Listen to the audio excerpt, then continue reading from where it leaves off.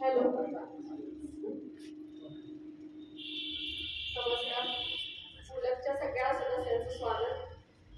आजचा आपला जो कार्यक्रम आहे त्या कार्यक्रमाच्या प्रमुख वक्त्या प्राध्यापिका अनघा वैद्य गोडसे यांचा परिचय करून देण्यासाठी मी उभी आहे. त्यांचा परिचय आपल्याला सगळ्यांना आहे, पण तरी सुद्धा एक औपचारिक कार्यक्रम म्हटल्यानंतर त्या वक्त्याचा परिचय करून देणं हे एक भाग असतं. आणि त्याहीपेक्षा मला असं वाटतं की रोजच्या सहवासामुळे आपल्याला त्या व्यक्तीची ओळख असते, पण त्यांचं कुठल्या कुठल्या क्षेत्रात काय काय कार्य आहे हे माहीत असतंच असं नाही. त्यामुळं ही कल्पना देण्यासाठी मी उभी आहे. त्या गेली 10 वर्ष GSS पदवीपूर्व महाविद्यालयामध्ये मराठीचं प्राध्यापिका म्हणून काम करतात आणि विद्यार्थी प्रिय अशा त्या शिक्षिका आहेत. ते शिक्षकाचं सर्वात महत्वाचं लक्षण असतं. विद्यार्थ्यांनी आपल्याला स्वीकारलं की तो सगळ्यात जास्त मोठा पुरस्कार असतो. त्या मुलांचं प्रेम मिळवणं ही अतिशय अवघड गोष्ट आणि फार चांगली गोष्ट त्यांनी साध्य केलेली आहे. आपल्या लोकमान्य ग्रंथालयामध्ये आजपर्यंत त्यांनी अनेक विषयांवर आणि अनेक पुस्तकांवरती कार्यक्रम सादर केलेले आहेत. मंथन साहित्य संमेलन आणि शारदोत्सव या कार्यक्रमामध्ये वक्ता म्हणून आणि परीक्षक म्हणूनही त्यांनी काम केलेलं आहे. वाचन लेखनाची त्यांना आवड आहे हे वेगळं सांगायला नकोच.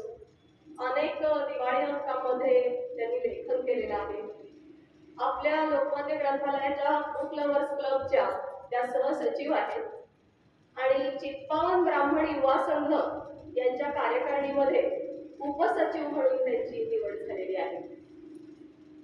हे यापेक्षा एक थोडासा आणखी वेगळा परिचय माझ्या अनुभवाला आला तोही मला सांगावा असं वाटतं. मुलांसाठी मध्यंतरी एक आठवडाभराचा कार्यक्रम त्यांच्या गोष्टींच्या संदर्भातला, मुलांना गोष्टी ऐकवणं त्या संदर्भातला कार्यक्रम इथं घेतलेला होता. तर त्यामध्ये शेवटच्या दिवशी त्यांनी मुलांना देण्यासाठी आपल्या स्वतःच्या संग्रहामधली जवळजवळ 35 ते 40 पुस्तकं आणलेली होती आणि ती पुस्तकं शेवटी त्या दिवशी मुलांना दिली. म्हणजे वाचनाविषयीचं प्रेम किंवा मराठी साहित्याविषयीचं प्रेम हे केवळ स्वतःपुरतं मर्यादित नाही, तर ते मुलांच्या पर्यंत पोहोचावं, मुलांनी सुद्धा चांगली चांगली पुस्तकं वाचावी त्यासाठी कृतीशील त्यांचा भाग होता की स्वतःकडची पुस्तकं त्यांनी त्या दिवशी आणून मुलांना दिलेली होती. आणखी एक आपल्याला आठवतं ते म्हणजे पुण्याच्या साहित्य संमेलनाचा वृत्तांत त्यांनी अतिशय सुंदर रीतीने आपल्या पुढे सादर केलेला होता. तेव्हा आज त्या ज्या विषयावरती बोलणार आहेत तर त्या कवी गुरु ठाकूर यांच्या विषयी बोलणार आहेत. त्यांच्याविषयी त्यांच्याकडूनच आपल्याला जास्त ऐकायची इच्छा आहे, तेव्हा त्यांचा परिचय करून देऊन आजच्या विषयासंदर्भात त्यांनी आपल्या व्याख्यानाला सुरुवात करावी अशी त्यांना विनंती करते.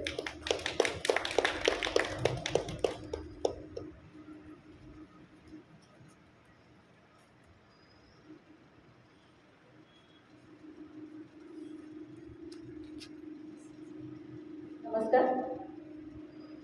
बुक लव्हर्स क्लब, लोकमान्य ग्रंथालय आणि उपस्थित सर्वांचे सर्वप्रथम मनपूर्वक धन्यवाद यासाठी की बरेच जण मी कशी बोलते आणि काय बोलते हे ऐकायला आलेलेच आहे, पण गुरु ठाकूरवरच्या प्रेमापोटी देखील बरेच जण आज इकडे आलेले आहेत. हे देखील सहजपणाने तुमच्या सगळ्यांच्या उपस्थितीतून मला जाणवलेलं आहे. त्यामुळं गुरु ठाकूर हे फक्त माझे एकटेच नाही तर आपल्या सगळ्यांचेच आवडते कवी आणि गीतकार आहेत. हे तुमच्या उत्स्फूर्त प्रतिसादामुळं आणि बहुसंख्येनं उपस्थित असल्यामुळं मला आपोआप कळायला लागलेलं आहे. काही काही व्यक्ती ह्या जन्मजातच सगळे काही गुण घेऊन जन्माला आलेले असतात असं आपण म्हणतो आणि ऐकतो. गुरु ठाकूर हे त्याचं एक सर्वोत्तम उदाहरण आहेत असं मला खरोखरी मनापासून वाटतं. कॉलेजमध्ये आम्ही शिकत असल्यापासून त्यांच्या कविता आम्ही ऐकत आलो होतो, वाचत आलो होतो. त्यावेळेला गुगल नव्हतं, पण आम्ही नेट कॅफेला जायचो, तिथे जाऊन आम्ही सर्च करायचो. मोबाईल नसायचा, स्क्रीनशॉट काढला वगैरे काही प्रकार नव्हते, यूट्यूब नव्हतं. त्यामुळे त्यांच्या आवडणाऱ्या सगळ्या कविता एकत्र करायच्या, त्या लिहून काढायच्या आणि कधीतरी एखाद्या कॉलेजच्या कार्यक्रमामध्ये मग त्यांच्या नावाने मग ती सादर करायची. म्हणजे कविता असायची त्यांची, कौतुकाची थाप मिळायची आम्हाला, कारण आम्ही सादरीकरण त्या पद्धतीनं करायचो म्हणून. कुठेतरी कॉलेजच्या जीवनापासून मराठी साहित्याच्या जोडीनं गुरु ठाकूर यांच्या कवितेचा देखील प्रभाव कुठेतरी माझ्यावर हळूहळू पडत गेला आणि त्यामुळेच वाचनाची आणि कवितेची आवड ही मनापासून निर्माण व्हायला लागली. प्रत्येकाच्या कविता वेगळ्या असतात. एक काळ होता आरती प्रभूंचा, बाबा बोरकरांचा, एक काळ होता संदीप खरेंचा आणि आता एक काळ आहे गुरु ठाकूरचा आणि याच्यानंतर हे असे एक एक काळ बदलत जातात. पण जेव्हा एखादी व्यक्ती फक्त कवी नसते तर ती गीतकारही आहे, ती लेखकही आहे, ती संवाद लेखकही आहे, ती व्यंगचित्रकारही आहे, ती छायाचित्रकारही आहे, ते अभिनेते पण आहेत, ते दिग्दर्शक पण आहेत. म्हणजे गंमत म्हणून फक्त मी सांगते की प्रत्येक आई वडिलांना असं वाटत असतं की आजकालच्या जगामध्ये अपेक्षा फार आहेत आई वडिलांच्या, माझ्या मुलाला सगळं यावं, त्यानं सगळ्यात पारंगत असावं. गुरु ठाकूरना दत्तक घ्या तुम्ही असं मी सांगेन आज या प्रसंगात. कारण सर्व गुण संपन्न असलेलं व्यक्तिमत्व ज्यांनी प्रत्येक क्षेत्रामध्ये कामगिरी केलेली आहे. वयाच्या 19व्या वर्षी हा माणूस मार्मिकमध्ये व्यंगचित्रकार म्हणून काम करायला लागतो आणि पाहता पाहता सलग 3 वेळा फिल्मफेअरचे सर्वोत्कृष्ट गीतकाराचे पुरस्कार त्यांना मिळतात.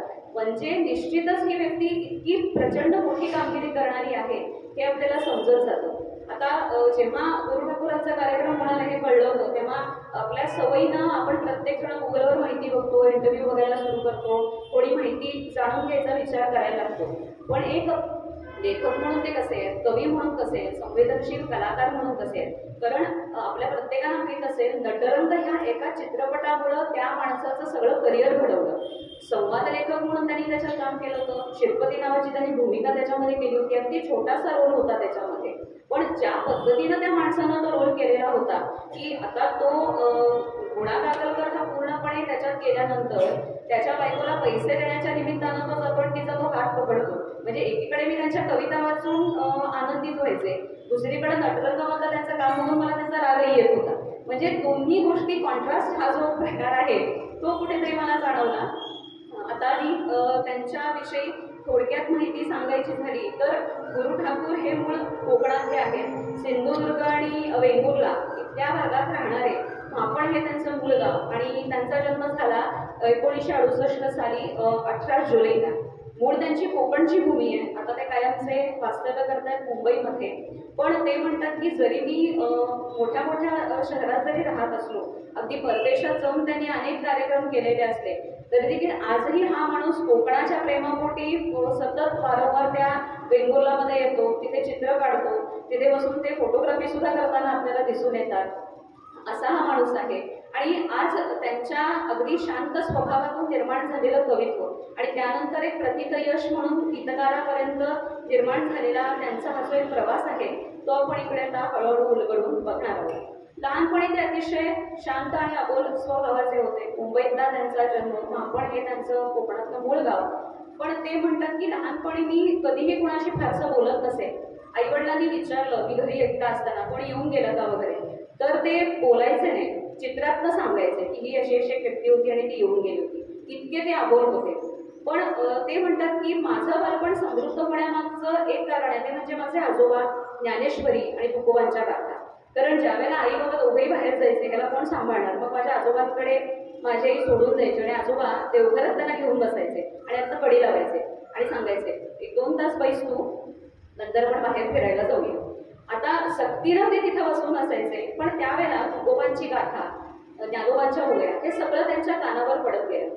डॉक्टर आनंद नाडकर्णी हे जे आहेत मनोविकास तज्ञ आपल्या प्रत्येकाला माहीत असते, त्यांनी 2 त्यांचे इंटरव्ह्यू घेतले होते. एक 20 ते 25 मिनिटाचा होता आणि एक बऱ्यापैकी मोठा जवळपास 1 तासाभराचा होता. त्याच्यात ते सांगतात की शब्दाचे संस्कार लहानपणापासून हे इतके माझ्यावरती सुंदर झाले, इतकं छान वाक्य आहे त्यांचं. ते म्हणतात की रेडिओने त्यामुळे माझ्या कानांना पापड्या दिल्या, त्यामुळं मी शब्द हे ऐकत ऐकत वाचायलाही शिकलो होतो. इतकं सुंदर ते सांगत गेले आणि ते शब्दाचे संस्कार हळूहळू होत गेले. लहानपणापासूनच ते अतिशय एकलकोंडे होते, फारसे कुणाशी ते बोलायचे नाही. पण आणि शाळेत असताना देखील ते म्हणतात मी खिडकीपाशी बसायचो आणि खिडकीपाशी बसून मी फक्त काय पक्षी, आकाश असं मी सगळं बघत असायचो. आणि 2 ते 3 वर्षांपूर्वी शांताबाई शेळकेंचा जन्मशताब्दी महोत्सव जो झाला त्यानिमित्त गोंधळ नावाचा एक कार्यक्रम घेतला होता मिलिंद जोशी यांनी. त्याच्यात त्यांनी मुलाखतीत खिडकी नावाची एक कविता त्यावेळेला त्यांनी सादर केली होती, जी तुम्ही बऱ्याच जणांनी आता ऐकली असेल तर तुमच्या, पण ती मी मुद्दाम इथं आणली आहे. खरं तर कवितेचा कार्यक्रम नाही आहे, पण एका कवीची भूमिका काय असते किंवा खिडकीपाशी बसणारा मुलगा म्हणून म्हणे माझी आठवण ही कशी राहिली शिक्षकांना, ह्याच्याबद्दलची एक कविता इथं ते सांगतात आपल्याला. ते म्हणतात की वर्गात शिक्षक केवळ काळ्यावर पांढरे करत असताना मला पुरळ पाडत राही खिडकीतून दिसणारा आभाळाचा निळाशार फळा आणि त्यावर पांढऱ्या शुभ्र ओळी उमटवत जाणाऱ्या बगळ्यांच्या माळा, सतत आकार बदलत राहणारे ढगांचे गुबगुबीत ससे, सतत आकार बदलत राहणारे ढगांचे गुबगुबीत ससे आणि पिंपळ पाना आडून बाकावर उतरणारे उन्हाचे सोनेरी कवडसे, म्हाताऱ्या गुलमोहराचा लाल चुटूक सडा, म्हाताऱ्या गुलमोहराचा लाल चुटूक सडा आणि निळ्या सावळ्या मेघांच्या त्या सुंदर चंदेरी कडा. माझ्यासाठी शाळा म्हणजे ती खिडकीचे गाठवण आहे, माझ्यासाठी शाळा म्हणजे ती खिडकीचे गाठवण आहे. अन खिडकी बाहेर सतत पाहणारा मुलगा म्हणून शाळेलाही माझी आठवण आहे, खिडकीपाशी सतत पाहणारा मुलगा म्हणून शाळेलाही माझी आठवण आहे. खिडकीतून ह्या माणसानं निसर्गाला जवळ केलं आणि या निसर्गातूनच कवी हा त्यांच्यातला बहरत गेला, फुलत गेला आणि कुठेतरी चालीवर गीत लिहिणारा हा बहुतेक पहिलाच गीतकार असेल. म्हणजे आधी सिच्युएशन सांगितली जाते, प्रसंग सांगितला जातो, मग शब्द दिले जातात, मग एखादं गाणं लिहिलं जातं, मग ते चालबद्ध वगैरे असं केलं जातं. तर ते म्हणतात की मला असं कधी जाणवलंच नाही, उलट मला अजय अतुल सांगायचे की अशी चाल आहे, शब्द लिही आणि गाणं तयार आहे. आणि ते म्हणतात की ठीक आहे. मग त्यांनी मन उधाण वाऱ्याचे गुज पावसाचे हे गाणं आपल्या प्रत्येकाला माहीत असेल. अगोबाई अरेंजा हा त्यांचा पहिला गीतकार म्हणून चित्रपट आणि या गीतकार म्हणून त्यांनी या चित्रपटाला सगळ्यात पहिल्यांदा गाणं लिहिलं आणि तो ट्रॅक जो होता तो त्यांनी ट्रॅक तिथं ऐकवला होता, पण शब्द नेमके काय बसावे हे समजत नव्हतं. थीम सॉन्ग काहीतरी पाहिजे. मग त्यावेळेला गुरु ठाकूरना सांगण्यात आलं अजय अतुलनी की अरे त्याला बायकांच्या मनात ऐकूया, अशी सिच्युएशन आहे त्याच्यावर आणि त्याच्यावरती तुला हे गाणं लिहायचं आणि एक काम कर, डायलॉग्स पण तुलाच लिहायचे, संवादही तुलाच देऊन काढायचा त्याच्यासाठी.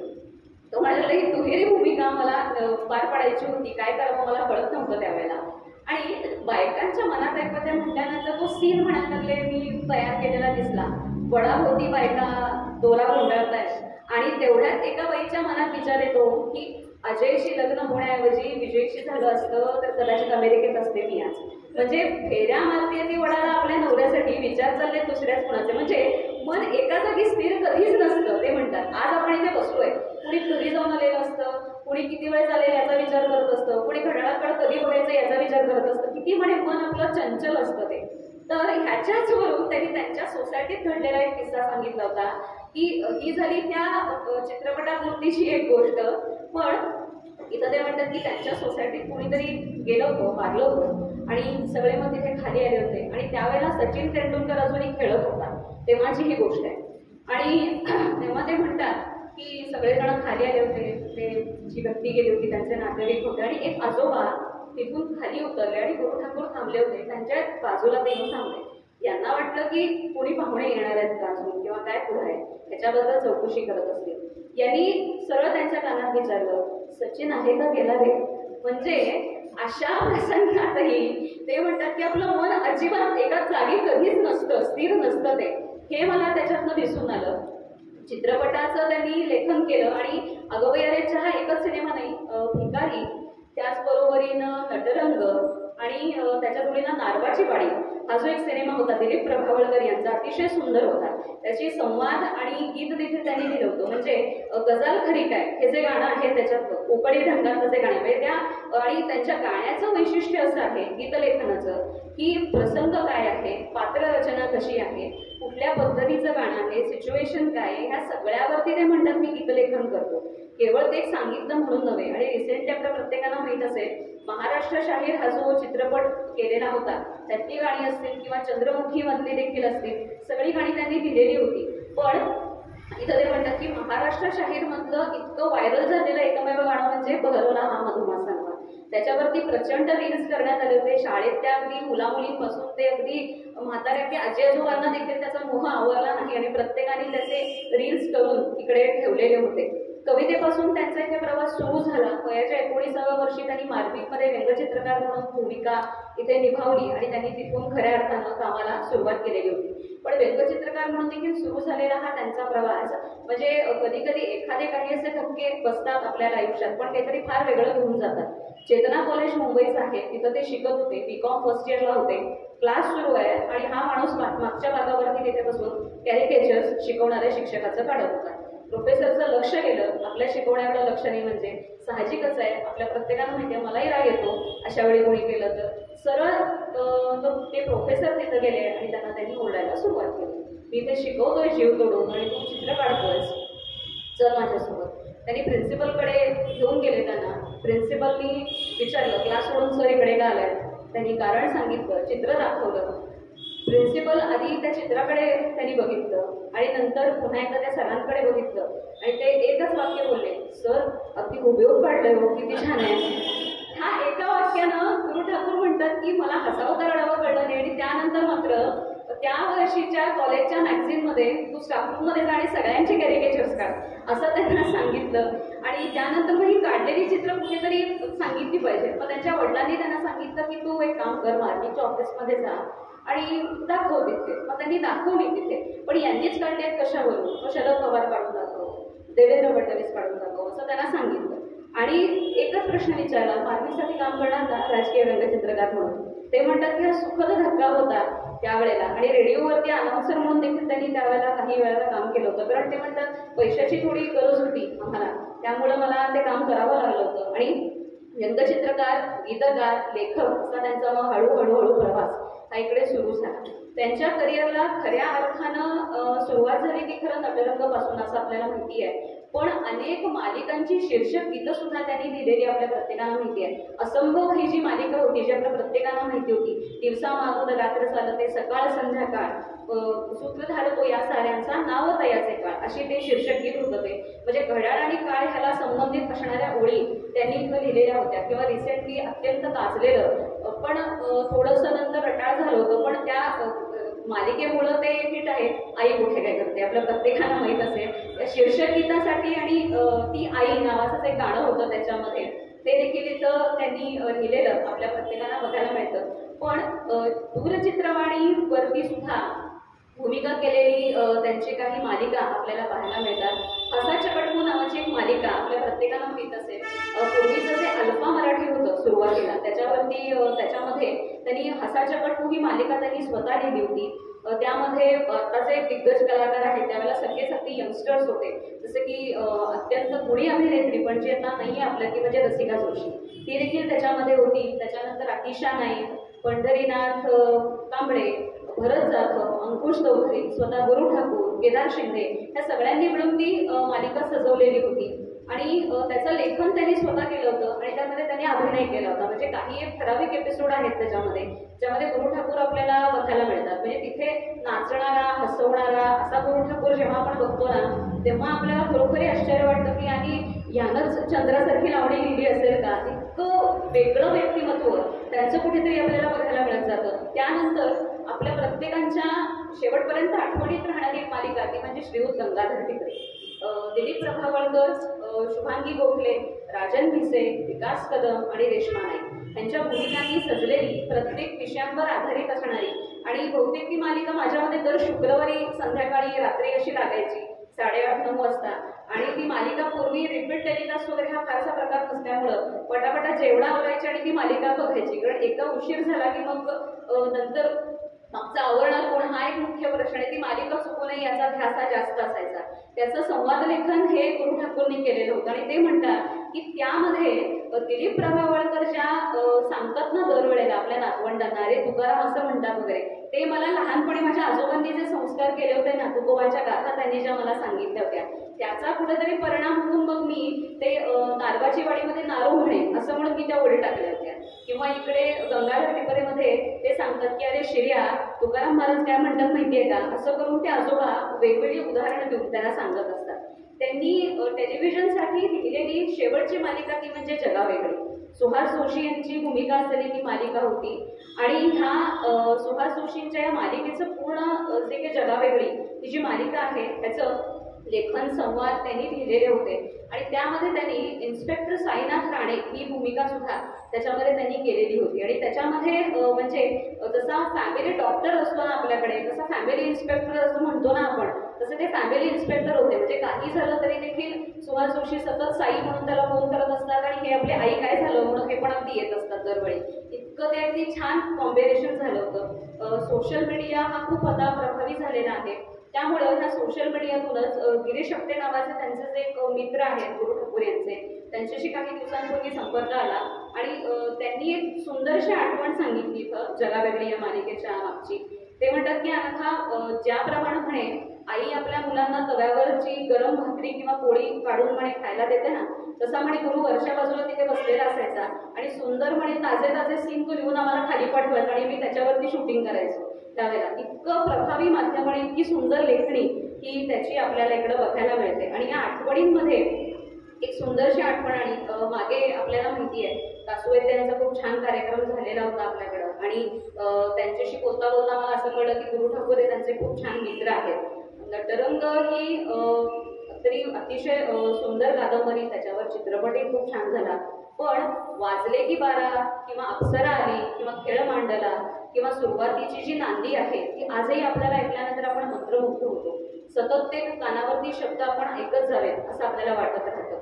म्हणजे कधी कधी पैशानं जी कामं होत नाहीत ती शब्दानं किंवा काही गोष्टींना सुद्धा घडतात. हे कसं असतं ते दासोवैद्य यांनी त्यानंतर मला एकदा सांगितलं. ते म्हणाले की संभाजीनगरला माझ्याकडे गुरु एका कार्यक्रमाच्या निमित्तानं आलेला होता आणि बऱ्याच वर्षानंतर आमची भेट झाली होती. 2-3 दिवस आम्ही एकत्र होतो आणि त्यामुळं खूप आमच्या गप्पा वगैरे चालल्या होत्या. म्हणजे अगदी उपाशी माणसाला अन्न मिळाल्यानंतर कसा म्हणे तो आकाशीपणे जेवतो ना, तसं म्हणे आकाशासारखे आम्ही गप्पा मारत होतो एकमेकांशी. खूप काही साचलं होतं, खूप काही बोलायचं होतं आम्हाला.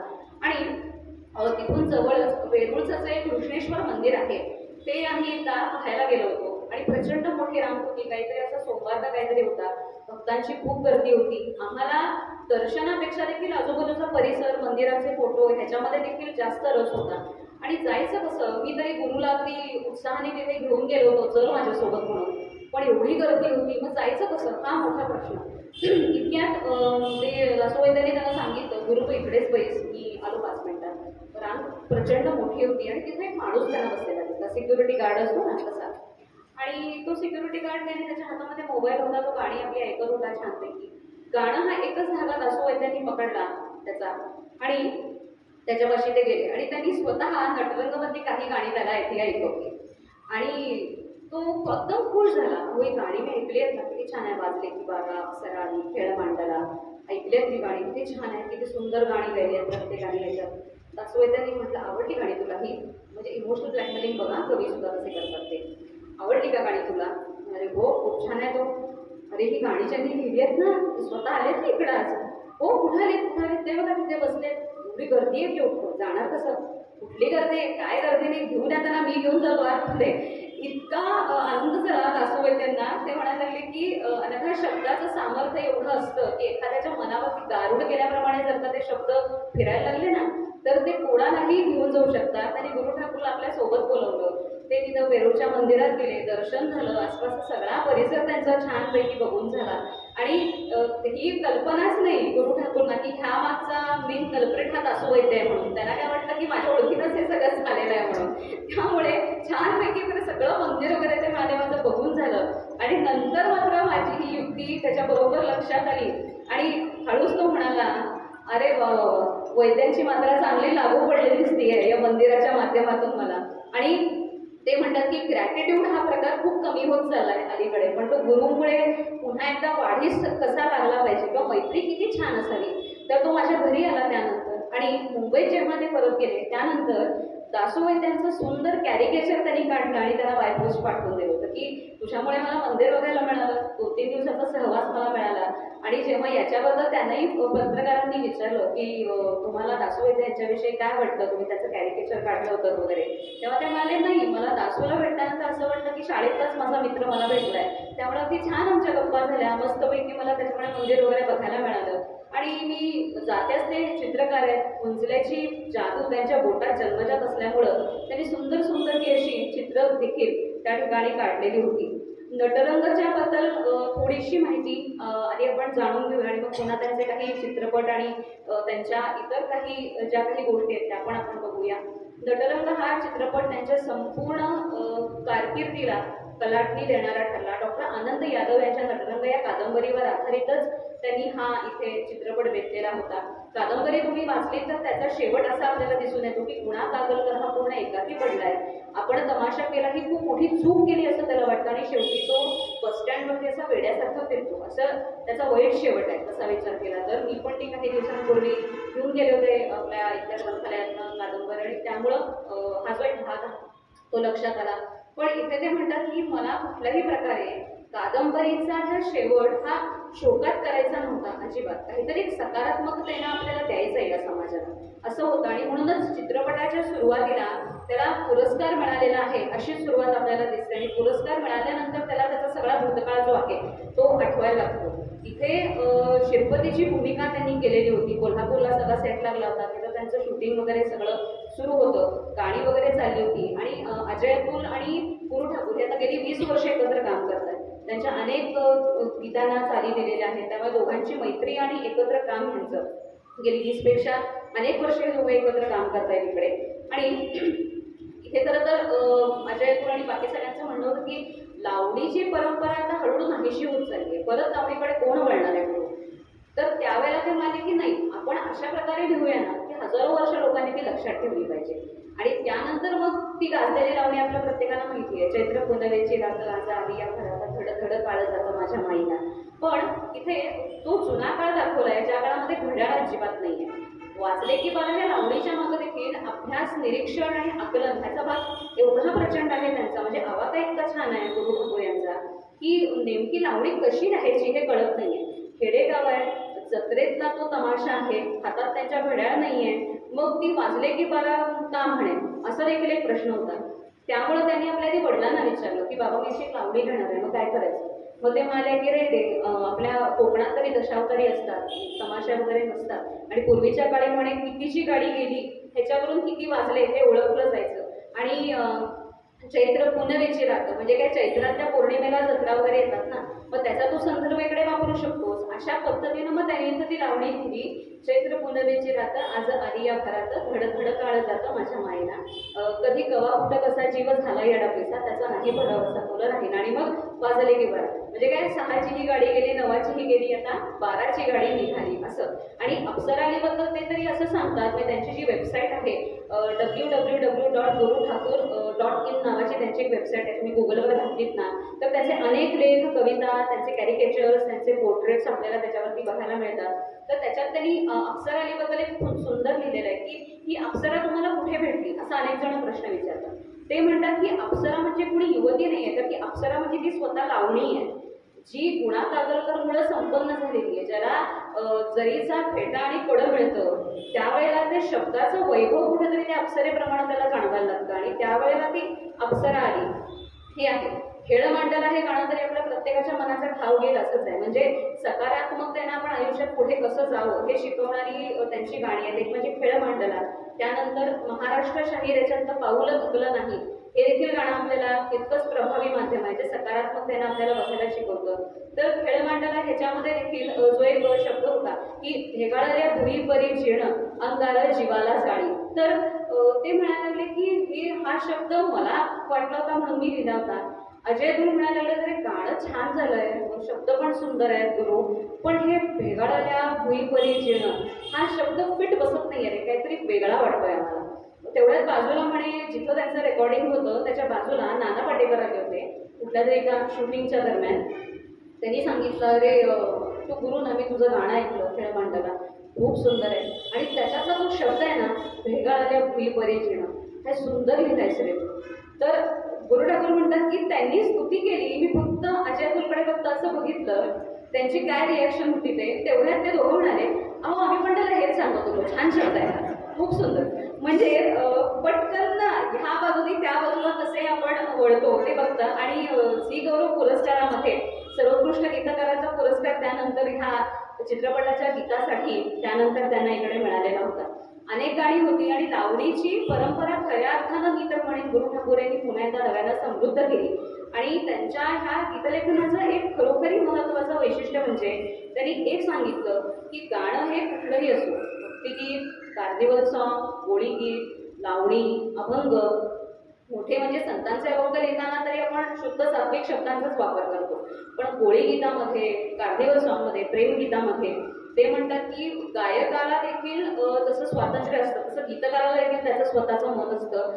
त्यांच्या बाबतीत खरोखरी एक कौतुकाची गोष्ट अशी आहे, ते म्हणतात की पैशाकरता शिव्या असलेली आणि अश्लील शब्दांचा वापर करणारी गाणी मी कधीही लिहिणार नाही. पैसा नाही मिळाला मला तरी देखील चालेल, पण शिव्यांचा वापर आणि अश्लील भाषा ज्या गाण्यात मला करायला सांगतील ना ते गाणं मी कधीही लिहिणार नाही.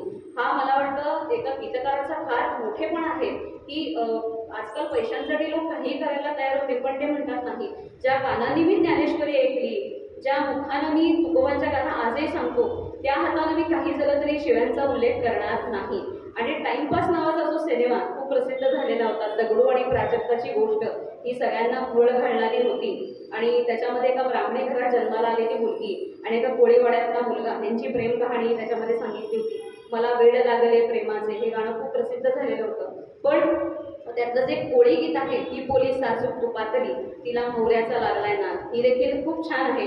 ह्याची ते एक आठवण सांगतात की चिनार आणि महेश हे त्याचे संगीतकार त्या चित्रपटाचे, आणि त्यांनी सांगितलं होतं की कोळी गीत आम्हाला तुम्ही लिहून द्यावा, की कोणाला सांगितलं तर ते काय नीट लिहिणार नाही. सिच्युएशन अशी आहे, ब्राह्मणी घरातली मुलगी आहे, कोळीवाड्यातला मुलगा आहे, त्यांचं प्रेम आहे आणि ते कथानक जे आहे ते आपल्याला या गाण्यातनं बसवायचे. ते म्हणाले आपण कधी इथे राहायला एकत्र बसूया, सांगा. रविवार होता, त्यांना एक वेळ दिली होती आणि गुरु ठाकूर यांच्या बाबतीत आणि एक वैशिष्ट्य म्हणजे हा माणूस वेळेच्या आधी एखाद्या ठिकाणी जातो, म्हणजे वेळेच्या आधी जाणं, वक्तशीरपणा सांभाळणं हे त्यांचं कौशल्य आहे, त्यांच्या व्यक्तिमत्वाचं. चिनार महेश यांनी सांगितलं ते राहायचे बोरिवलीला आणि चिनार महेश यांचं घर होतं ठाण्याला. ते त्यांच्या ऑफिसमध्ये गेले, रविवार होता, जवळपास एक तासाभराचा प्रवास करून तिथे ते गेले. त्यांचं ऑफिस बंद होतं, या दोघांचे मोबाईल स्विच ऑफ होते. बराच वेळ झाला ते बसले, पण काही झालं तरी त्यांचा पत्ता नव्हता. शेवटी ते म्हणाले की तिथेच पायरीवर बसून तिथे सगळं गाणं एका तासात घेऊन काढलं, ही पोलीस अजून तुपातरी वगैरे पूर्ण. आणि कुठेतरी आपण आलो, तासभर बसलो, फोन यांचे लागत नाही आहेत, मला बोलवतात ही माणसं तरी येते, थोडा राग आलेला असतो, पण ते म्हणतात रागाच्या भरात चांगली कलाकृती घडून जाते. त्याचा मी अनेक अनुभव घेतला या माध्यमातून आणि त्याच्यावर त्यांनी लिहिलं. शेवटी गाणं पूर्ण झाल्यानंतर यातला एकही शब्द बदलला जाणार नाही, बस एकच त्यांनी लिहून ठेवलं आणि ते त्यांनी त्या ऑफिसच्या आतल्या बाजूला तो कागद त्याने ढकलला आणि ते निघून गेले. आणि ते म्हणतात की रागाच्या भरात असं लिहिलं आणि त्यानंतर ते गाणं एवढं हिट झालं. आजही अनेक छोट्या मोठ्या खेड्यांमध्ये, शहरामध्ये, लग्नामध्ये ते गाणं लावलं जातं, ते गाणं गायलं जातं. आणि चिनार महेश आता हा म्हणे त्यांच्या बेजबाबदारपणाचा प्रसंग कौतुक म्हणून सगळ्यांना सांगतात की आम्ही त्या दिवशी आलो नव्हतो आणि गुरुनी हे गाणं असं लिहून तिथे टाकून तो निघून गेलेला होता. आणि गंमत म्हणून ते सांगतात, पण त्यात कुठेतरी कौतुक असतं की ह्याच्यामुळे आमचं गाणं जे काही आहे ते प्रचंड मोठं झालेलं आपल्याला बघायला मिळतं. ते गीतकार आहे ते आपल्या प्रत्येकाला माहिती आहे, भिकारी नावाचा त्यांनी चित्रपट केला होता, त्याच्यामध्ये देखील सुंदरशी गाणी त्यांनी लिहिलेली होती. आणि डॉक्टर काशीनाथ घाणेकर सारखा जो चित्रपट आहे त्याचे संवाद त्यांनी लिहिलेले होते. फुलराणी नावाचा एक सिनेमा आहे, त्याच्यात त्यांनी संवाद लेखक म्हणून काम केलेलं होतं. पण इथे जसे ते आपल्याला एक गीतकार म्हणून दिसतात, तसेच ते एक उत्कृष्ट कवी आहे. त्याचे उत्तम उदाहरण म्हणजे 2021 साली ॲमेझॉनवरती किंडलच्या माध्यमातून त्यांचा प्रकाशित झालेला एक कविता संग्रह आणि तो म्हणजे अनाहत. अनाहत हा त्यांचा कविता संग्रह किंडलवर तुम्हाला अवेलेबल आहे, जो तुम्ही मिळवून वाचू शकता. आणि त्याच्यामध्ये त्यांच्या निवडक काही 25च कविता त्यांनी त्याच्यात घेतलेल्या आहेत. ई बुकच्या माध्यमातून प्रकाशित झालेला आहे तो, आणि त्या इंग्रजीमध्ये देखील अनुवादित झालेल्या आपल्याला बघायला मिळतात. म्हणजे मराठी भाषिकांच्या सोबतीनं इंग्रजीतून देखील जर का कुणाला ती वाचायची इच्छा असेल तर ते देखील ते वाचू शकतात. आणि अर्थातच आई हा प्रत्येकाचाच आपल्या अत्यंत आवडीचा भाग असतो आणि त्यांचं आपल्या आईवरती अत्यंत प्रेम आहे. आई हा त्यांचा अतिशय जिव्हाळ्याचा विषय आहे. त्यामुळं गीता ठाकूर हे त्यांच्या आईचं नाव आहे आणि आईविषयी देखील त्यांच्या मनातल्या गोष्टी त्यांनी कवितेच्या माध्यमातून सांगितलेल्या आहेत. एक दोनच फक्त ओळी त्यांच्या आईविषयी त्यांनी ज्या दिल्या त्या मी वाचून दाखवते. हे हसू तिच्या डोळ्यातून ओसंडत नित्य राहावे, आईच्या आनंदाचे मज कारण होता यावे, इतकंच ते सांगतात. आणि आपल्या आईला त्यांनी हा कविता संग्रह इकडे समर्पित केलेला आपल्याला बघायला मिळत जातो. इथं मी जी तुम्हाला एक वेबसाईट जी सांगितलेली होती त्या वेबसाईटमध्ये झरे मेघा आभाळी तेव्हा अशा नावाचा मी एक लेख वाचला. म्हणजे फोटोग्राफीच्या सोबतीनं लेखकाचं निरीक्षण देखील किती आवश्यक असतं त्याचे एक सर्वोत्तम उदाहरण म्हणजे झरे मेघा आभाळी तेव्हा. हा जो त्यांचा एक जो एक लेख आहे त्यांनी लिहिलेला तो मला इकडे बघायला मिळतो. इथं ते म्हणतात की मी एका शूटिंगच्या दरम्यान चाललेलो होतो, पाऊस सुरू झालेला होता, गणेशोत्सव होता आणि मी ज्यावेळेला गाडी घेऊन चाललो होतो त्यावेळेला मी बघितलं की बाहेरच्या बाजूला गणपतीच्या मोठ्या मोठ्या मूर्त्या ज्या होत्या ना त्या बाहेर आणून ठेवल्या होत्या, का तर दुकानात पाणी भरलं होतं म्हणून. आणि प्रत्येकाच्या गणपती बाप्पाच्या त्या डोक्यावर छत्री लावलेली मला दिसून आलेली होती आणि बाजूला बरंचसं पाणी वगैरे साचलंय हे मला दिसलं. कुठेतरी हा सीन आपण टिपून घ्यावा असं मला वाटलं, कारण ते छायाचित्रकार उत्तम फोटोग्राफर पण आहेत. त्यामुळं ते म्हणतात की हा मला क्षण टिपून घ्यायचा होता, पण आत्ता वेळ नव्हता मला. परत कॅमेरा घ्या, लेन्स चेंज करा, त्याच्यात माझा वेळ जाईल, येताना आपण बघू असा त्यांनी विचार केला. आणि येताना मग तिथं ते थांबले, गाडीतनं उतरले, एका झाडाखाली थांबले, लेन्स वगैरे ते चेंज करत होते. आणि तेवढ्यात त्यांचं लक्ष गेलं की जिथे त्या गणपतीच्या वगैरे मूर्ती आहे त्याच्या बाजूला एक भली मोठी एक 5-6 लोकांची अशी रांग होती. बहुतेक प्रत्येक जण बस कधी येते आणि आपण आता जातो घरी याची वाट बघत होते. पण एकट्या त्यातनं मात्र त्या रांगेतला वाटतच नव्हता, म्हणजे तो बसने जाणार आहे हे मी ओळखलेलं होतं की हा मुलगा काही बसनं जाणार नाहीये. आणि बस आली, थोडी माणसं त्या बसमध्ये चढून निघून गेली आणि त्यानंतर मात्र तो जो मुलगा होता तो हळूहळू पुढे पुढे जायला लागला होता. आणि त्याची जी बॅग होती त्या बॅगेतून त्यांनी काहीतरी काढलं आणि तो पुढे जायला लागला होता. तो त्या मुलाकडे बघितल्यानंतर गुरु ठाकूर म्हणतात मला जरा संशय आला. मुंबईसारखं ठिकाण म्हणजे दहशतवाद जरा बऱ्या मोठ्या प्रमाणात, त्यामुळं ताबडतोब त्यांनी फोटो काढायला म्हणून लेन्स चेंज केली आणि पटापट फोटो काढायला सुरुवात केली. का तर समजा काही दगा फटका झाला असेल तर आपण हे फोटो पोलिसांपर्यंत पोहोचवू शकतो. थोडे सजग नागरिक म्हणतो आपण त्याप्रमाणे त्यांचा दृष्टिकोन होता. नंतर थोड्या वेळ त्यांनी जेव्हा बघितली तेव्हा त्यांच्या असं लक्षात आलं की ज्या त्या मुलानं बॅगमधनं एक छोटीशी वस्तू काढलेली होती ती नेमकी काय आहे हे बघण्याकरता माझे मी रोड क्रॉस केला आणि त्याच्या तिथे परत गेलो. एक छोटंसं तळं साचलं होतं बाजूला आणि त्या तळ्यामध्ये तो मुलगा कागदाच्या छोट्या छोट्या होड्या सोडत होता. आपलं हरवून गेलेलं बालपण पुन्हा एकदा नव्यानं जगायचा प्रयत्न तो मुलगा इकडे करत होता. IT कंपनीत शिकणारा, सिटी होंडा घेऊन फिरणारा हा मुलगा कागदी होड्या ज्या असतात ना त्यामुळे तो सोडायचा प्रयत्न करत होता. आणि जेव्हा मी विचारलं त्याला तेव्हा त्यांनी सांगितलं की ह्या ज्या ओढ्या आहेत ना त्या ओढ्या फक्त माझ्या नाही आहेत, एक माझ्या भावाची आहे, एक माझ्या बहिणीची आहे आणि एक माझी आहे. आमचं बालपण म्हणे पूर्वी खूप छान गेलं. सिमेंट कॉन्क्रीटचे रस्ते असायचे, लाल माती असायची, सुंदरपैकी पावसात आम्ही भिजायचो. होड्या आजही आपल्याला थोडं ते पावसाळ्याचे दिवस आठवत असतील.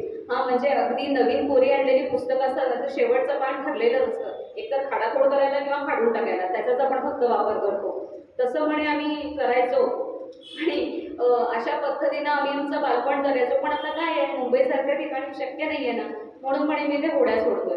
तेव्हा इथे गुरु ठाकूर म्हणतात की झरे मेघा आभाळी तेव्हा क्षणभर आपले वय विसरावे, नाव कागदी घेऊन हाती खुशाल डबक्यात खाली रमावे. पुन्हा एकदा म्हणे आपण रमून जावं त्या बालपणीच्या काळामध्ये. असाच एक प्रसंग इथं त्यांनी सांगितला. कौशल इनामदार यांचं सुंदरसं गाणं पुण्यातल्या संमेलनामध्ये आम्ही परवा ऐकलं आणि त्यांची भेटही झाली होती. आणि कौशल इनामदार हे गुरु ठाकूर यांचे खूप जवळचे आणि चांगले मित्र. तर 18 जुलैला गुरु ठाकूरांच्या बाबतीत त्यांनी एक पोस्ट लिहिली होती. ती पोस्ट देखील आपल्याला इकडे बघायला मिळते. एक गमतीशीर किस्सा ते सांगतात की माझ्या म्हणे आयुष्यातला सुंदर प्रसंग कुठला तर गुरु आणि चहा हा म्हणे माझ्या आयुष्यातला आवडीचा प्रसंग आहे की गुरुसोबत गप्पा मारत चहा पिला ना दिवस पण यांचा अगदी छान अगदी आनंदात जातो. आणि ठाकूर ह्या एका नावावरून कौशल इनामदार सांगतात की सलीम जावेद यांनी म्हणे लहानपणीच देऊन ठेवलं होतं हे हात मुझे दे दे ठाकूर. कदाचित म्हणे गुरु ठाकूर हा मोठे मोठे फार कुणीतरी लेखक किंवा कवी होणार आहे हे म्हणे कळलं होतं आधीच त्यांना, म्हणून म्हणे त्याच्या बाबतीत अशाच म्हणे गोष्टी लिहून ठेवल्या होत्या. हसाच्या कटकू या मालिकेमध्ये नाचणारा हसणारा शिरपती बनून त्या गुणा कागलकरच्या बायकोचा हात पकडणारा किंवा गणवेश नावाचा एक चित्रपट आहे त्याच्यामध्ये देखील त्यांनी वीटभट्टी मालकाची भूमिका केलेली आहे. 4-5 सीन आहेत त्याचे, पण सुंदर भूमिका झाली आहे त्याच्या देखील त्यांची. असा हा एक जो काही माणूस आहे हा ज्या वेळेला माणूस कोकणात जातो 10 दिवसाचा गणेशोत्सव करतो तेव्हा ते म्हणतात की आज मी मोठा झालोय, पण आजही ज्या वेळेला अनंत चतुर्दशीला गणपतीचं विसर्जन जेव्हा होतं ना तेव्हा आजही माझ्या डोळ्यात पाणी येतं. ज्या देवाची आपण प्रतिष्ठापना करतो, ज्याच्यासाठी आपण 10 दिवस इतकी आरास करतो, आजही ते म्हणतात मी सोळं नेसून पूजा करतो माझ्या करता आणि माझ्या आई करता. गणपती हे आमचं आराध्य दैवत आहे, कारण त्याच्यामुळे ही शब्दांची संपत्ती मला लाभलेली आणि त्याच्यामुळे मी खरं तर इतका मोठा झालेलो आहे. त्यामध्ये म्हणतात की बालपणी म्हणजे लहानपणी तरी मी एखाद्या कोपऱ्यामध्ये लपून बसायचो. मला त्याला असं पाण्यात बुडवणं, मला बघणं व्हायचं नाही. पण आजही ज्यावेळेला माझ्याच हातून मी त्याचं विसर्जन करतो, आजही माझे डोळे पाणावतात, आजही मला त्याचा त्रास होतो. आणि इतका हा सुंदर असलेला माणूस स्वतःच्या वडिलांच्या वाढदिवसाला देखील त्यांचं सुंदरसं एक स्केच काढायचा. आज त्यांचे वडील आता नाही आहेत, त्यांना जवळी 5-6 वर्ष होऊन गेली. पण प्रत्येक वाढदिवसाच्या दिवशी संध्याकाळी ते त्यांचं सुंदरसं एक असं कॅरिकेचर काढायचे, एक आर्टिस्ट काढायचे. आणि एक सुंदरशी पोस्ट त्यांनी इंस्टाग्रामवर आपल्या वडिलांच्या फोटो खाली दिली होती की आजही तुमच्या वाढदिवसाच्या प्रत्येक संध्याकाळी बाबा मला तुमची आठवण येते, कारण दरवर्षी मी तुमचं चित्र काढून तुम्हाला ते बक्षीस म्हणून द्यायचो. दरवर्षी तुमच्या चेहऱ्यावरच्या बदलणाऱ्या रेषा ह्या मला काढून दाखवायची संधी मिळायची, पण आता तुम्ही नाही. पण जिथे कुठे तुम्ही असाल तिथून तुम्ही निश्चितच मला पाहत आहात. अशी एक त्यांची सुंदरशी पोस्ट आपल्याला बघायला मिळत झाली. इथे त्यांच्या बाबतीतला एक कौतुकाचा आणखीन एक भाग म्हणजे गुरु ठाकूर हे मला तरी असं वाटतं, म्हणजे परवा मी एक प्रेमापोटी म्हणा किंवा आदर असेल काही म्हणा, गुरु ठाकूर एक चालतं बोलतं कलादालन ह्या नावाचा एक सुंदरचा एक मी लेख लिहून काढला. कारण शेवटी कुठेतरी आपल्याला जे मनात असतं ते लिहून काढल्यानंतर एक समाधान मिळतं, असं आपण जे म्हणतो ना, ते समाधान मिळावं मला म्हणून मी ते लिहून काढलं होतं. आणि एवढे कंगोरे त्यांच्या व्यक्तिमत्वाचे मला बघायला मिळाले त्याच्यात की पाणी फाउंडेशन हा जो की प्रकल्प होता आमिर खाननं सुरू केलेला, जो आपल्याला माहिती आहे, गेली अनेक वर्ष आपल्याला ऐकून माहिती आहे. तर त्या पाणी फाउंडेशनसाठी तुफान आलया हे जे शीर्षक गीत आहे ना, ते शीर्षक गीत स्वतः गुरुनं लिहावं ही आमिर खानची फरमाईश होती.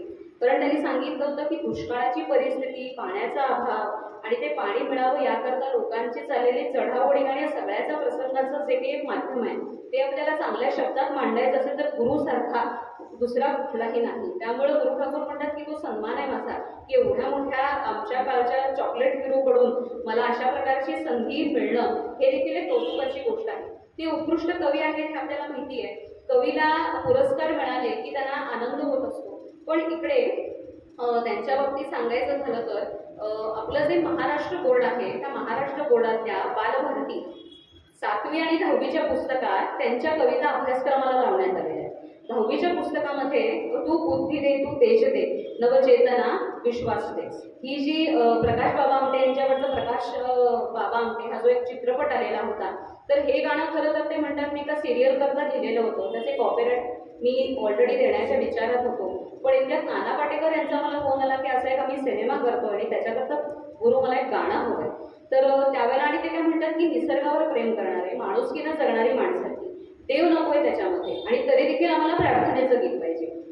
ते म्हणाले देव नको आणि प्रार्थना गीत पाहिजे म्हणजे जरा एक टास्क होता माझ्याकरता. मध्ये म्हणतात की मग त्यांचं नाव प्रकाश होतं ना, प्रकाश बाबा आमटे. मग ते म्हणतात की तू बुद्धी दे तू प्रकाश दे असा मी आधी शब्द टाकला होता. पण संगीतकाराचं असतं मीटरमध्ये बसत नाहीये, आपण काय करायचं. मग त्यांनी ठरवलं की प्रकाशाला मग समानार्थी शब्द. ते म्हणतात लहानपणी मराठी शिकल्याचा छान फायदा इकडे झाला. विरुद्धार्थी शब्द, समानार्थी शब्द. लगेचच मला आठवलं तेज हा आपण इकडे शब्द घेऊ शकतो. तो बुद्धी दे तू तेज दे नवचेतना विश्वास दे. हे चालेल का असं विचारलं. अरे हेच पाहिजे म्हणाले, ह्याच्यापेक्षा वेगळं काय असू शकतं. ताबडतोब त्यांनी ते गाणं घेतलं, रेकॉर्ड झालं आणि त्यानंतर 10वीच्या पुस्तकामध्ये ही कविता आपल्याला बघायला मिळते. आणि 7वीचं जे पुस्तक आहे महाराष्ट्र बोर्डाचं बालभारती त्याच्यामध्ये असे जगावे अशी नावाची त्यांची जी सुंदर कविता आहे. म्हणजे सकारात्मकतेने आपण आपल्या आयुष्याकडे कसं बघितलं पाहिजे. आता असे जगावे या कवितेचा एक किस्सा असा ते सांगतात की ही कविता ही विंदा करंदीकरांची आहे असं छापून आलेलं होतं. कारण त्यातले शब्द, त्यातला लय, त्याची चाल ही एवढी सुंदर होती की असे जगावे आव्हानाचे छाताडावर लावून मात्र नजर रोखली नजरेमध्ये आयुष्याला द्यावे उत्तर. म्हणजे कितीही प्रसंग वाईट येऊ देत आपण न डगमगता आयुष्यात पुढं पुढं गेलं पाहिजे. आणि विंदांची कविता म्हणून त्याच म्हणे प्रसिद्ध झालेली होती. म्हणजे माझं शब्द म्हणे एवढे छान वाटले की विंदांच्या नावावर लोकांनी खपवली होती ती. हा मोठा पुरस्कार आहे म्हणायला लागले माझ्यासाठी. मला त्याच्याबद्दल अजिबात वाईट नाही वाटलं. आणि आता ती महाराष्ट्र स्टेट बोर्डच्या 7वीच्या पुस्तकामध्ये लावण्यात आलेली आहे. किंवा उबंटू नावाचा जो चित्रपट होता त्याच्यातलं एक सुंदर गाणं ते म्हणजेच काय की ही जाऊची प्रार्थना आणि हे जाऊचे मागणे माणसाने माणसाशी माणसासम वागणे, हे अत्यंत सुंदर असं जी प्रार्थना आहे ती देखील इथं त्यांनी लिहिलेली आपल्याला बघायला मिळत जाते. गीतकार, कवी, व्यंगचित्रकार, छायाचित्रकार, अभिनेता हे सगळे कंगोरे आपण बघितले. आता शेवटचे 2 ते 3च फक्त राहिलेले आहेत, पण जे तितकेच महत्वाचे आहेत ते म्हणजे एक त्यांचं म्हणजे दिग्दर्शनाचा. कोरोनाचा काळ हा आपल्या प्रत्येकाला माहिती आहे, फार वेळ गेला होता. मुलांना, आईवडिलांना भेटायची इच्छा असूनही फ्लाईट किंवा सगळं ट्रान्सपोर्टेशन बंद झाल्यामुळं कोणी कुणाला फारसं भेटू शकत नव्हतं. आणि त्याच वेळेला त्यांनी इंटरनॅशनल शॉर्ट फिल्म फेस्टिवल करता एक लिहिलेली एक शॉर्ट फिल्म होती, यू मस्ट स्पीक नावाची. विडोजार ॲप आपल्याला बघायला मिळतं, इकडे सगळ्या ॲप्सवरती आपल्याला बघायला मिळतात. तर त्या विडोजार ॲपवरती यू मस्ट स्पीक नावाची त्यांनी स्वतः त्याच्यात अभिनय केलेला आहे. ती फिल्म त्यांनी स्वतः लिहिलेली आहे आणि डिरेक्शन पण त्यांचं त्याच्यामध्ये आहे. आणि डॉक्टर मोहन आगाशे यांची त्याच्यामध्ये प्रमुख भूमिका आपल्याला बघायला मिळते. मन नावाची ते म्हणतात कुठलीच गोष्ट खरं तर आपल्या शरीरात नाही आहे, पण दुःख किंवा आनंद व्यक्त करण्याचं ते एकमेव माध्यम आहे. आणि ज्या वेळेला एखादी व्यक्ती ही मोकळी होत नाही, फक्त स्वतःमध्ये राहते, त्यावेळेला तिला मोकळं करण्याचा एकमेव उपाय म्हणजे आपण बोललं पाहिजे. तुम्ही चिडा, रुसा, रागवा, आकांत तांडव करा, काही करा, तुमच्या मनातल्या भावना तुम्ही बोलून व्यक्त केल्यात ना तरच तुम्ही नॉर्मलला येऊ शकता, अदरवाईज नाही. हा एक छोटासाच भाग आहे. आणि सुरुवातीला बघताना आपल्याला असं वाटतं की म्हणजे एखादा मुलगाच आहे आणि तोच आत्महत्या करतोय आणि मोहन आगाशे त्याला समजवायला जातात वगैरे असा प्रसंग आहे. पण थोडं पुढे गेल्यानंतर असं लक्षात येतं की स्वतः मोहन आगाशेच त्या एका ट्रॉमामध्ये असतात आणि त्यांना बाहेर काढण्याकरता त्यांनी एका मुलाच्या माध्यमातून इथे भूमिका इकडे केलेली असते. आणि त्यावेळच्या सर्वोत्कृष्ट शॉर्ट फिल्मचं अवॉर्ड त्यांना त्यावेळेला त्याच्यानंतर मिळालं. म्हणजे ते सर्वोत्तम एक दिग्दर्शक आहेत. आणि रिसेंटली आपल्या प्रत्येकाला माहीत असेल मालवणी भाषेतलं एक अतिशय सुंदर गाणं विजय गवंडे नावाचे जे ते संगीतकार आहेत, त्या संगीतकारांच्या सोबतीनं त्यांनी एक सुंदर असे गाणं जे आहे ते केलेलं आहे. तेंसांचा चाकू माळून जाऊ नको गे पाय, शिरा पडो डोळ्यात मागे डोळो लागला नाही, अशा प्रकारची. हे मी म्हटलं, माझ्या आवाजात नाही तुम्हाला चांगलं वाटणार ऐकायला. यूट्यूबवरती हे गाणं तुम्हाला त्यांचं नक्कीच बघायला मिळेल. अतिशय सुंदर पद्धतीनं त्यांनी त्याचं सादरीकरण केलेलं आहे. कोकणातल्या घरात आजही जेव्हा ते जातात, इन्स्टावरती मी त्यांचं ते पेज आहे ते मी फॉलो केलेलं आहे, त्याच्यामध्ये मी बघते सुंदरशा त्यांचा म्हणजे निसर्गात रमणारा, फोटो काढणारा आणि सोप्यामध्ये बसून सुंदर प्रकारे आपली आवडती गाणी ते पेटीवरती जेव्हा वाजवतात ना तेव्हा ते खूप असं छान वाटायला लागतं. म्हणजे पुलंच्या काही ज्या ओळी आहेत त्या इथे मला आठवतात. रावसाहेब हे कॅरेक्टर आपल्या प्रत्येकाला माहिती आहे, त्याच्यात त्यांनी लिहिलेलं होतं की ते म्हणतात की काही काही माणसांची म्हणे घराणी खूप निराळी असतात, काही काही जणांचं आयुष्य म्हणे हे विस्कटण्यातच रमतं आणि काही काही जणांचं आयुष्य हे खूप सुंदर प्रकारे ते सजवतात. तसंच स्वतःच्या आयुष्यावर मनापासून प्रेम करणारा आणि तितकाच एक संवेदनशील अभिनेता आणि कलाकार म्हणून गुरु ठाकूर यांचं महत्त्व मी तर म्हणते हे कधीही कमी होणार नाहीये. कॉलेजमध्ये कविता वाचन करत असताना त्यांच्या कवितांनी आम्हाला जी भुरळ घातली, जी आजही अविरत आहे आणि जे आता कधीही सुटणार नाहीये.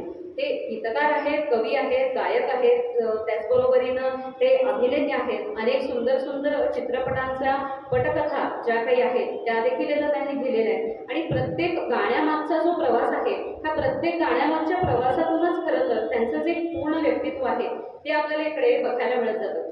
गोलमाल नावाचा एक चित्रपट होता, त्याच्यामध्ये 4 मुलं तिथं दाखवलेले आहेत आणि चौघही त्या एका मुलीवर प्रेम करतात. पण त्यातली जी दोघं आहेत ती जरा बऱ्यापैकी यंग आहेत, छान आहेत, ती एकाच मुलीवरती दोघंही प्रेम करतायत. तर त्यावेळेला ह्या सिच्युएशनवरती त्यांना गाणं लिहायचं होतं. तर त्यावेळेला ते म्हणतात की ही मुलगी त्यांना एखाद्या परीप्रमाणे भासते, सुंदरेप्रमाणे भासते, दोघेही तिच्यावर प्रेम करतात. मग नेमकं आपण गाणं कसं लिहावं, तर परी म्हणू ही सुंदरा तिची तऱ्हा असे जरा, हे गाणं देखील ते म्हणतात मी त्यावेळेला मग लिहून काढलं होतं सुंदर प्रकारे. आणि बहरला हा मधुमासा नवा, हे जे गाणं आहे जे प्रचंड हिट झालं, व्हायरल झालं होतं, ते म्हणतात की हे गाणं इतकं हिट केल्याची मला खरं काही कल्पना नव्हती, पण ते हिट झालं. त्याचं माझं जरा आश्चर्य वाटतं, लोकांनी इतकं ते उचलून धरलं ते. पण आता बहरला हा मधुमासा नवा याचा ठिकाण ते म्हणतात सुधीर फडक्यांच्या वेळची भावगीतं वगैरे जशी असतात ना त्या चालीचं, त्या शब्दाचं, त्या अर्थाचं हे गाणं आपल्याला बघायला मिळतं. एक असा रांगडा शाहीर आहे जुन्या काळातला जो पोवाडा म्हणतोय आणि एक त्याच काळातली कविता करणारी किंवा असं साहित्य संमेलनाला वगैरे जाणारी अशी ती एक मुलगी आहे. म्हणजे तिचं पूर्ण कवी मन आहे आणि हा पूर्णपणे एकदम असा रांगडा बाज आहे. त्यामुळं गाणं ऐकताना तिचे शब्द कसे आहेत ते हळूवार वाटतात आपल्याला. आली उमलून माझ्या गाली प्रीत नवी मखमाली बहरला हा मधुमासा नवा, असं म्हणून ती इथं थांबते. आणि ह्याचं पुढे मग गाणं लगेचच वेगळं सरवतं की तू नार सखे सुकुमार नजरेत तुझ्या तलवार वगैरे. ह्याचे शब्द असे एकदम पोवाडाच्या पद्धतीचे आपल्याला बघायला मिळतात. त्यामुळे ते म्हणतात की ती सिच्युएशन कशी आहे. किंवा केवड्याचं पान तू कस्तुरीचं रान तू, हे देखील तुम्ही जर का गाणं ऐकलं असेल. सरला एक कोटी म्हणून जो एक चित्रपट आहे त्याच्यामध्ये आपल्याला बघायला मिळतं. ते म्हणतात हे गाणं मी चित्रपटाकरता लिहिलंच नव्हतं, मी सहज एक अशा ओळी लिहून काढल्या होत्या की केवड्याचं पान तू कस्तुरीचं रान तू गाभोळल्या जीवाचं ग भान तू. एक 2-3च फक्त मी ओळी लिहिल्या होत्या, पण पुढं त्याचं गाणं बिलकीही माहिती. कितीतरी चित्रपट आले पण प्रत्येकाने विचारलं पण मला ते काही द्यावंसं वाटतं नाही. आणि या बाबतीत ते फार छान सांगतात की संगीतकाराला आणि गीतकाराला म्हणे आपलं गाणं हे गाणं म्हणे मुलीप्रमाणे वाटतं आणि एखादा चित्रपट म्हणजे एखाद्याचा नवरा असावा. म्हणजे शेवटी म्हणे आपली मुलगी तिला घरी सुखी राहावी अशा अर्थानं म्हणायला लागले मी चांगला कोणीतरी नवरा शोधावा ना आपल्या मुली करता. तसं मी ते गाणं राखून ठेवलं होतं. आणि सरला एक कोटी ह्या चित्रपटाचं प्रमोशन होतं त्यावेळेला त्यांनी त्या मुलाखतीत सांगितलं की हे गाणं त्याच्याकरता उत्तम आहे हे मला समजलं आणि मी हे गाणं इथे देऊन टाकलं त्याच्यानंतर. आणि त्यानंतर केवड्याचं पान तू कस्तुरीचं रान तू हे इकडं गाणं इथं त्यांनी देऊन टाकलं. आता जी व्यक्ती सर्व क्षेत्रामध्ये इतकी मोठी आहे, इतकी गाणी त्यांची प्रसिद्ध झालेली आहेत, त्या अर्थानं त्यांची पुरस्कारांची जी यादी आहे ती देखील फार मोठी आहे. ती सगळी काय मला वाचून दाखवणं खरं तर शक्य नाही आहे, तरी मी त्यातनं प्रयत्न करते. चित्रम खानोलकर म्हणजेच आरती प्रभू आपल्या प्रत्येकाला माहिती आहे, कवितेवर प्रेम करणारे आणि कविता ज्यांना शेवटपर्यंत एखाद्या प्रेयसीप्रमाणे वाटली असे हे चित्रम खानोलकर. तर यांच्या नावचा पुरस्कार ते ज्या गावात जन्माला आलेले होते खानोलकर त्या गावात आणि ते ज्या शाळेत शिकले होते त्या शाळेतच त्यांना त्यांच्या नावाचा एक पुरस्कार मिळाला. फिल्मफेअर अवॉर्ड तरी त्यांना सलग 3 वेळा सर्वोत्कृष्ट गीतकार म्हणून इकडं मिळालेलं होतं. आणि शांताबाई शेळके पुरस्कारही त्यांना इकडं मिळालेला होता. जेव्हा ते लहानपणी कोकणात ज्यावेळेला ते म्हणतात की मी जायचो माझ्या काकांच्या बरोबर वगैरे, तर तिथं मी त्यावेळेला खेळायचे होते आणि मोबाईल वगैरे काही नसायचे. तुळशी वृंदावनाच्या बाजूला सुंदर प्रकारे म्हणायला लागले कंदिलाच्या प्रकाशात आम्ही खेळायचो. आणि थकले रे नंदलाला हे जे गाणं आहे त्यांचं, तर त्याची ते खूप सुंदर आठवण सांगतात की थकले रे नंदलालाचे शब्द वेगळे होते आणि चालीवरती मला शब्द बसवता यायचे लहानपणापासून, त्याचाच मी वापर केला आणि वेगळ्या शब्दाच्या अर्थाचं गाणं मी माझ्या काकांना सांगितलं, ते त्यांना आवडलं. आणि ते मग माझी सुट्टी संपली, मी आलो परत मुंबईला. आणि ज्या वेळेला माझे काकांनी विचारलं अरे बाकीची कडवी मी ऐकली गुरु ही कुठला आहे, नाही अहो ती पुस्तकात आहे माझ्या. हां होते पण ती पुढची कडवी तुझ्या त्या पुस्तकात असते. आणि ह्यांनी ते सहज काहीतरी 4 शब्द वेगळे लिहिलेले होते, ते शब्द ह्या काकांनी लिहून घेतले आणि गावाकडच्या एका गाण्याच्या कार्यक्रमात निवेदन करता करता एका गायकाकडनं ते गाऊनही घेतले. आणि ज्या वेळेला ते मुंबईला परत गेले गुरु ठाकूरना, तेव्हा ते म्हटले अरे ते पुस्तक दाखव तुझे मला ते गाणं सांगितलं बघ थकले रे नंदलाला, पुढचे शब्द पुस्तकात काय म्हणाला होतास, कुठे ते. तेव्हा ते सांगितलं होतं तर काही पुस्तकात नाहीच आहे, ते मीच दिलं होतं त्यावेळेला. ते म्हटले अरे गाढवा मी तिथं गावात गाऊन घेतलं, ते मला काय माहिती तू खोटं बोलशील म्हणून. तेव्हापासून ते म्हणतात की चालीवरती शब्द कसे बसवायचे हे मी इकडे हळूहळू शिकलेलो होतो. आणि सुंदर माझं घर नावाचा एक सिनेमा केला होता, आई कुठे काय करते मध्ये जी मधुराणी गोखले प्रभुलकर आहे आणि तिचा नवरा प्रमोद प्रभुलकर या दोघांनी केला होता. आणि त्यातला एका फक्त गाण्याचा किस्सा आणि थोडी माहिती सांगून मी थांबते इकडे. आता इथे ते म्हणतात की कोकणातली मुलगी मुंबईमध्ये जाऊन कायमची राहिलेली आहे आणि कोकणातला निसर्ग एकत्र कुटुंब ह्याची तिला भुरळ आहे, आजही त्यातनं ती बाहेर पडलेली नाही आहे. आणि जेव्हा ती घरात एकटी आहे तिचा नवरा कामाला गेल्यानंतर, तेव्हा तिला सगळं तिचं कोकण आठवतंय आणि त्यावेळेला नेमकं तिच्या मनात सगळे ते शब्द आठवतात. तर अशा ह्या सिच्युएशनवरती एक गाणं लिहून काढ असं मला तिने सांगितलं होतं. चित्रपट होता सुंदर माझं घर. त्यावेळेला ते म्हणतात की काय लिहायचं मला काही कळत नव्हतं आणि त्यांनी सांगितलं की मी त्यांच्याच घरी गेलो होतो आणि गुरु ठाकूरांनी सांगितलं की इथं बैस खोलीत तू एका आणि लिहून काढ छानसं एखादं गाणं. तेव्हा ते म्हणायला लागले आता काय लिहायचं हे कळत नाहीये. बरं कोकण ते म्हणतात की तिचाच नाही माझाही आवडीचा विषय, मी पण लहानपणापासून कोकणातच वाढलो होतो, मोठा झालो होतो, काय सुचत नव्हतं मला. इतक्यात त्यांना त्यांच्या बालपणीची आठवण आली. ते त्यांच्या मामांच्या बरोबर एकदा असे चालले होते आणि वाळूमध्ये चांदण्या पडलेलं होतं आणि त्या चांदण्या म्हणे अशा स्पार्कल असताना अलीकडचं हे चमकत होत्या त्या.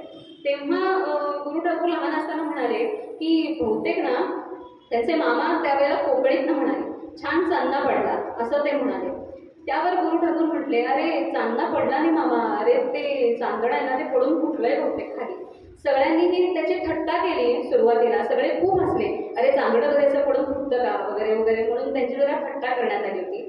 आणि मग नंतर त्यांना हा प्रसंग कुठेतरी आठवला आणि त्यावेळेला ते म्हटले की पाचूच्या रानात झिमाड पाऊस, रानात चांदण चुरा असा तो शब्द होता. चांदण चुरा हा शब्द जेव्हा मी मला वापरला तेव्हा लोकांनी मला चांदण चुरा म्हणजे काय, ते जे चांदण पडून फुटलं होतं ना त्याचा चुरा झाला होता ते त्यावेळेला, असं सांगून त्यांनी त्यानंतर ते गाणं खूप प्रसिद्ध केलेलं होतं. असे हे गुरु ठाकूर ज्यांच्या कवितेतून गाण्यातून निसर्ग आपल्याला दिसून येतो.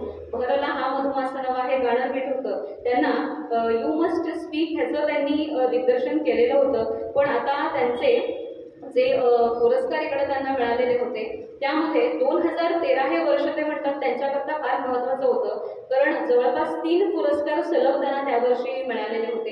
एक म्हणजे 2013 हे वर्ष खऱ्या अर्थानं ते म्हणतात ओंजळ भरून देणारं वर्ष होतं, कारण साहित्य परिषदेकडून गेय कवितेकरता ना. ग. देशपांडे पुरस्कार त्यांना जाहीर झालेला होता. कथा, पटकथा, संवाद, गीतलेखक आणि नाटककार अशा यशाबद्दल ग. दि. मा. प्रतिष्ठानतर्फे चैत्रवन पुरस्कार त्यांना जाहीर झाला होता.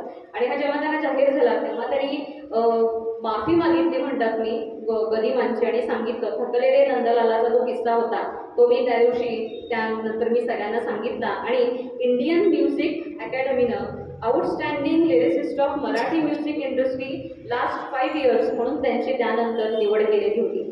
गुरु ठाकूर यांच्या पूर्ण व्यक्तिमत्वाचा आणि त्यांच्या कलाप्रवासाचा आढावा घेणं ही खूप मोठी गोष्ट आहे, कारण प्रत्येक क्षेत्रात त्यांची कामगिरी ही फार मोठी आहे.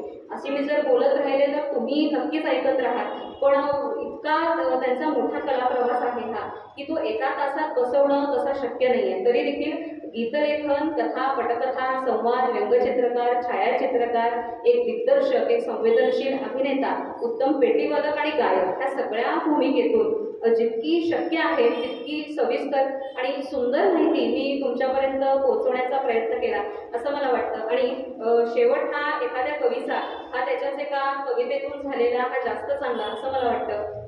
इथं ते म्हणतात की मी आज इथे मोठा झालो, मला इतके पुरस्कार मिळतात. जवळपास 150हून अधिक चित्रपट त्यांनी आज इथं केलेले आहेत. प्रत्येक बाजाचं गाणं इथं त्यांनी सुंदर लिहिलेलं आहे.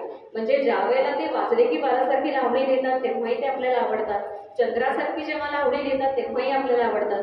हे तुझ्याच सावलीत कान्हा हे जे गाणं आहे ते देखील मनाचा ठाव घेत असतं. पण ज्यावेळी ते सुख वेचीनं म्हणता म्हणता घर दुःखाचा भरतो अशा पद्धतीनं श्रावणातल्या सरींच्या गोळी घेतात ना, तेव्हा कुठेतरी त्यांच्या मनात सतत वाहणारा एक सुंदर कवी आपल्याला नक्कीच दृष्टीस पडतो.